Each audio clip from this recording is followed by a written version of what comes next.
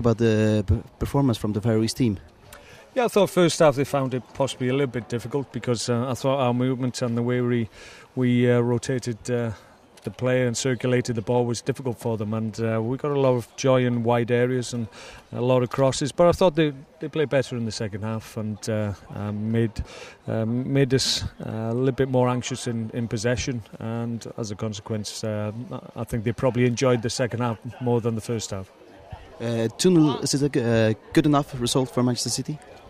Yeah, I mean we've won the game. We haven't conceded any goals, 2 away goals as well. So it would be very difficult for, obviously, Strømsgodset to progress. But it was a good game. I thought it was played in the right spirit. I thought the referee was very good actually, and all in all, we're very pleased with the day's work. You've been on the Faroe Islands before. How is it to be back?